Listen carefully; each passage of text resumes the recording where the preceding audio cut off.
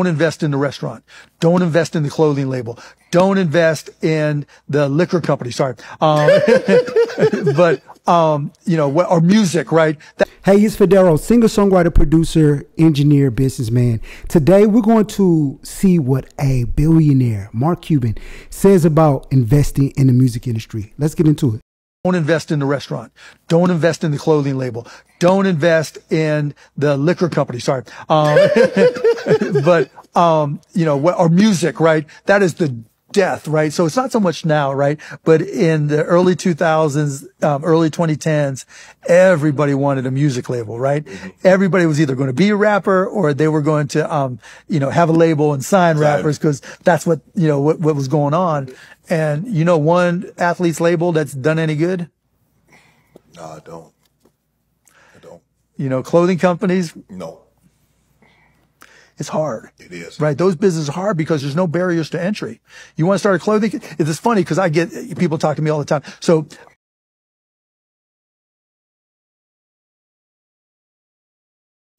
as much as I hate to admit it, Mark Cuban is right. The first thing that he talked about, well, one of the most important things that he talked about in this video was barrier to entry. Now, in any business that makes a lot of money, you want a high barrier to entry because you want to be able to protect your market. You want markets where either you have advantage with the network or you have advantage with your skills. And any business that is easy to get into, you can have a lot of competition very quickly because you don't need a lot of money to upstart. You don't need a lot of equipment to upstart. Literally, when you do music, you can buy less than $1,000 worth of equipment and you can get busy quickly and you can start making content and you can technically call yourself a musician or a singer or a songwriter or whatever you deem yourself wanting to do. It's a low barrier entry. And plus, you have thousands of songs that are released on a daily basis. So we have to be mindful of those things about when trying to do music and how people are wanting to invest.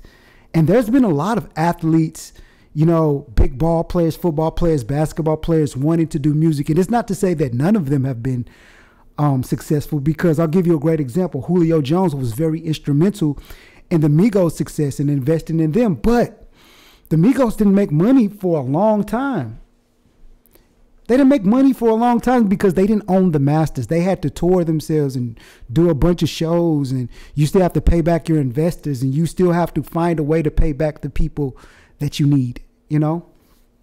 So music, he's right. Music is a hard business to invest in.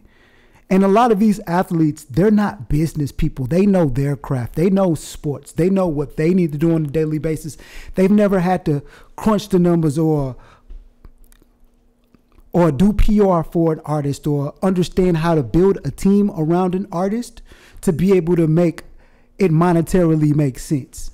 You know, the thing that's so attractive with musicians and why a lot of business people and a lot of athletes, they want to get into the music because the amount of influence that musicians just have. Like anytime that you see an important political event, whether it be election for the president, you see people usually talk to the musicians first. You see people usually talk to the athletes first because they have an immense amount of influence over people. People follow musicians like they're in a cult or something. You know, if you reflect back look at Beyonce, look at Michael Jackson, look at the Chris Browns of the world, look at the Futures of the world. People love musicians. So it makes it very attractive to try to create a musician for yourself, whether it be a rapper or the next single or the next big thing. But here's my advice you don't have to invest in the artist. You can invest in a producer or a songwriter. Investing in those areas is way more cost effective because they go along with working with any artist that you want to work with. Let's say you find a superstar producer, superstar songwriter. You could put them with anybody, and then you can leverage your influence to be able to make the calls.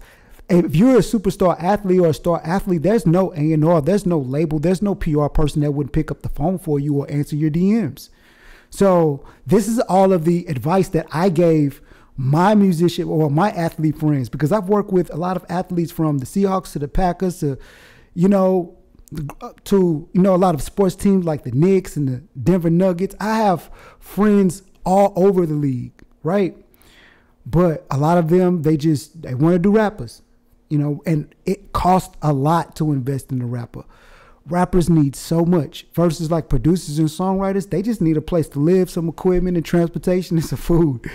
You know, you for sometimes less than 50,000 in a year, you could create an immense amount of property. And I'm always mind boggled why athletes don't start there. You know, because songwriters and producers and even engineers have the ability to attach themselves to anybody.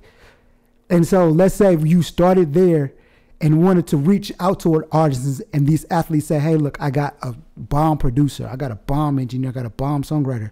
Hey, ABC rapper, work with my guy. You know, so that's how athletes should build their relationships. You know, the typical path is they want to pay the engineers, producers, and songwriters to build these records, and half of the time they don't even understand that they should even own these records. And then they're paying so much to get them on tour and get them on World Star and all. It's just nonsense. And get them on the radio. I've seen it all. I literally seen an athlete spend $1 million and not go nowhere. I've seen them spend $1 million on an artist and it go absolutely nowhere. I've seen athletes spend $2 million. That was to an artist that was signed and didn't make their money back. So it can get scary. It can definitely get scary. You have to watch what you're doing. But I agree, music is a hard business to invest in because there's a lot of competition. Anybody could just upstart. I've shown you guys videos of me with a computer and a $14 USB microphone make a record. And if I could do that, you know the cost. You know there's a low barrier for entry. I'm starting a private community, a private pay community to teach you guys all the ins and outs of the business. I'm going to teach you everything that I've done to make money and never have a job in this industry. Is it going to be hard? Yes. Are you going to put in the work? Yes. But are you going to make a living in the music industry? Yes. If you follow all the steps, you put in the work, you will make money. You can make a living. You got to put in the work though. It's a paid community. It's a paid group.